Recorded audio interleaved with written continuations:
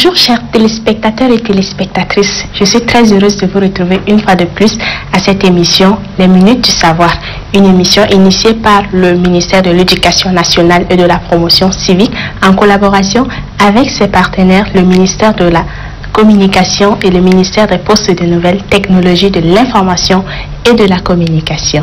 Terminalistes, bonjour. Aujourd'hui, nous allons voir un cours qui porte sur l'intégrale. Ce cours est destiné aux élèves de la terminale T, C, D et E et qui nous sera présenté par M. Nyaira Nanalbaye.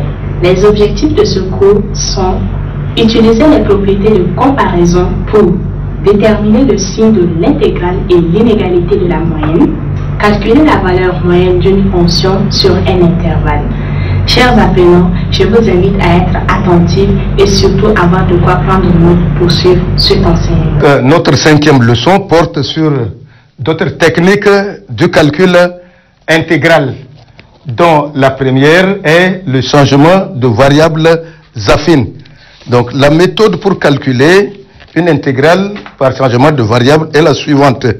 Pour calculer l'intégrale de A à B, f de alpha de t plus bêta d de t, avec alpha différent de 0, on peut premièrement faire le changement de variable en posant u est égal à alpha t plus bêta. Et donc obtenir du est égal à alpha d de t, soit ici on tire d de t est égal à 1 sur alpha d de t. Aussi, il faut penser au calcul des bornes.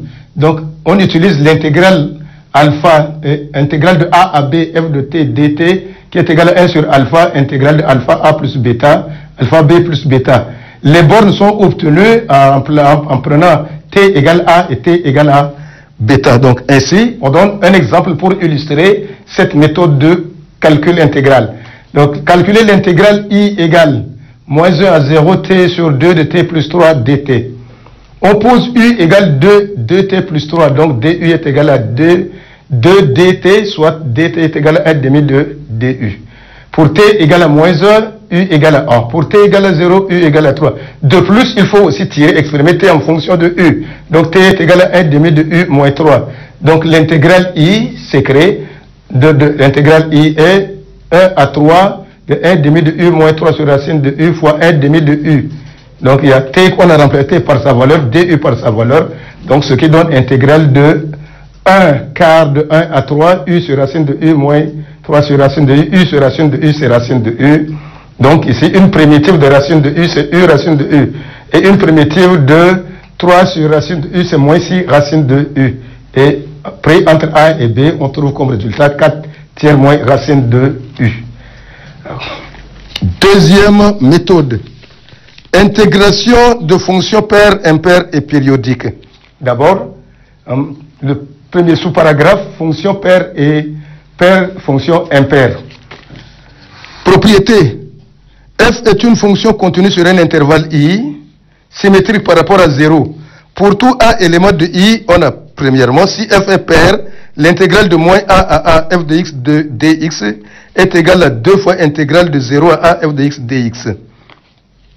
Si f est impair, l'intégrale de moins a à a f de x dx est égale à 0. La démonstration est la suivante, donc ici. Soit a un élément de i qui est symétrique par rapport à 0. Donc on a l'intervalle de moins a à a f de x dx est égal à l'intervalle de moins a à 0 f de x dx plus l'intervalle de 0 à a f de x dx. C'est la relation de Chasles. On pose u égale à moins dx, donc du est égal à moins dx. Et là, on peut tirer que dx, lui, c'est moins du. Et de plus, ici, x, lui aussi, est égal à moins u. Donc, on remplace intégrale de moins a à 0. f de x dx, dx, donc, c'est moins du. Donc, le signe négatif, voilà, de moins u est là. Et on remplace x par sa valeur, c'est moins u. Donc, on a l'intégrale de 0 à a, f de moins u du. Si f est pair, propriété de la parité d'une fonction, f de moins u est égal à f de u. Donc, ce qui donne intégrale de 0 à a, f de u du. D'où l'intégrale de moins a à f de x dx. dx est égal à 2 fois l'intégrale de 0 à a, f de x dx. Donc, si u, f est impair, donc on aura l'intégrale de 0 à a moins f de u du, donc c'est moins intégrale de 0 à A, f de u, dE, et finalement, donc, l'intégrale de moins A à A pour une fonction impaire, f de x dx est égal à 0. Interprétation graphique. Interprétation graphique. Supposons que la fonction f soit positive sur l'intervalle 0 à A. Donc, si f est pair, les domaines D et D' sont symétriques par rapport à OJ et donc ont même R. Donc, l'intégrale de A à B, l'intégrale plutôt de moins A à A, f de x dx est égal à 2 fois intégrale de 0 à A, f de x dx. Si f est impair, donc ici, les deux domaines sont symétriques par rapport, donc ici à l'origine O. Donc ainsi, l'intégrale de moins A à A, f de x dx est égal à 0. Exemple, donc la fonction qui a tout x associé cosinus 2x est paire et périodique de période ici pi. Donc l'intégrale de 0, l'intégrale de moins 2, donc l'intégrale ici de moins pi sur 4 à pi sur 4 cosinus 2x dx est égal à 2 fois intégrale de 0 à pi sur 4 cosinus 2x dx qui est égal à 2 fois 1 demi de sinus 2x pris entre 0 et pi sur 4 égal à 1 demi.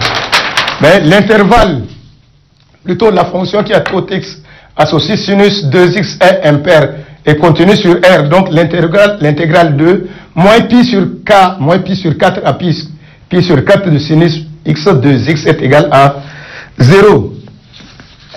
Donc fonction maintenant périodique. Deuxième sous-paragraphe. Deuxième sous-paragraphe, fonction périodique. Propriété. F est une fonction continue sur R et périodique de période T. Pour tout nombre réel A et B, on a intégrale de A. On a intégrale de A plus T, B plus T, f de x dx est égal à intégrale de A à B, f x dx. Deuxième propriété, intégrale de A à A plus T, f de x dx est égal à intégrale de 0 à T, f de x dx. En effet, la démonstration est la suivante. F est continue sur R et périodique de période T, c'est-à-dire que pour tout x élément de R, f de x plus T égale f de x. En posant T égale à x moins grand T, on obtient intégrale de A plus T, B plus T, f de x dx est égal à l'intégrale de A à B, f de T plus grand T, qui est égal à l'intégrale de A à B, f de T dt, qui est égal à l'intégrale de A à B, f de x dx. Et l'intégrale de A à B, f de x dx est égal à l'intégrale de A plus T à B plus T, f de x dx. D'où donc ici, on obtient que l'intégrale de A à A plus T, f de x dx est égal à l'intégrale de B à B plus T dx. Donc en particulier, si B est égal à 0, on a l'intégrale de A à A plus T, f de x dx est égal à l'intégrale de 0 à T, f de x dx. Exemple. Là. Ok. La fonction...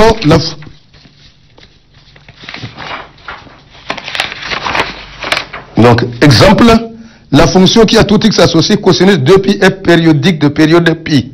Intégrale de moins 3pi quart à moins 5pi sur 6 cosinus 2x. Donc, c'est égal. Donc, on ajoute pi sa période aux bornes. Aux deux bornes. Donc, ce qui simplifie le calcul intégral de pi sur 4 à pi sur 6 cosinus 2x dx. Et le calcul est simple puisqu'une primitive de cosinus x est demi de sinus 2x. Alors, donc maintenant, B, intégrale de moins pi à 3pi sur 2 à 3pi sur 2. Donc 3pi sur 2, pi sur 2 plus pi, et on se ramène à la deuxième propriété pour calculer l'intégrale.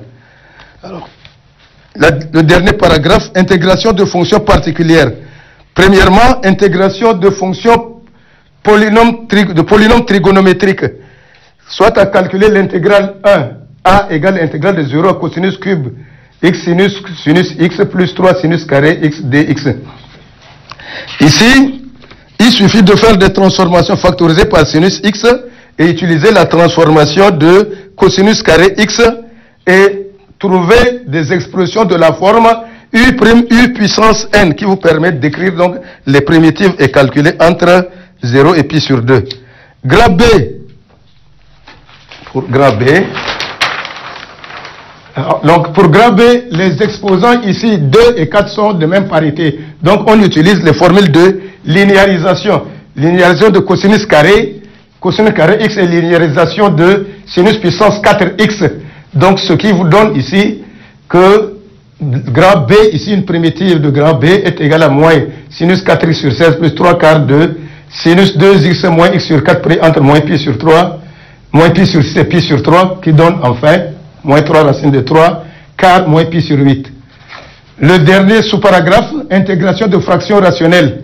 Donc ici on illustre à l'aide des exemples. On demande de déterminer deux réels A et B tels que 1 sur t carré moins t moins 2 est égal à A sur t plus 1 plus B sur t moins 2. Bon, il suffit de réduire au même dénominateur et par identification, trouver A égale à moins 1 tiers, B égale à 1 tiers. Ensuite, pour calculer l'intégrale, il suffit d'utiliser la forme simplifiée de la fraction rationnelle et scinder en deux intégrales. Et ici, il s'agit d'utiliser une primitive de type U' sur U et trouver 1 tiers de log de t moins 2 sur t plus 1 pris entre 0 et 1, ce qui donne 2 tiers de log de 2. Alors donc un exercice pour vous rafraîchir la mémoire. Donc ici A, déterminer les réels A et B tels que pour tous x éléments de R étoile, 1 sur x facteur de x carré plus 1 est égal à A sur t plus bx plus c sur x carré plus 1. Et B, intégrale de 1 à 2 x sur x carré, calculer l'intégrale de 1 à 2 de x sur x facteur de x carré plus 1. Merci à M. Nyaela Nanalbaï pour sa présentation très enrichissante et très importante. J'ose espérer que vous avez pris bonne note et que vous avez compris certaines notions. Si ce n'est pas le cas, allez sur le site www.educhat.td pour télécharger la version audio, vidéo ou soit un fichier PDF pour plus d'éclaircissements. Appelez également le numéro 1317 pour poser toutes vos préoccupations.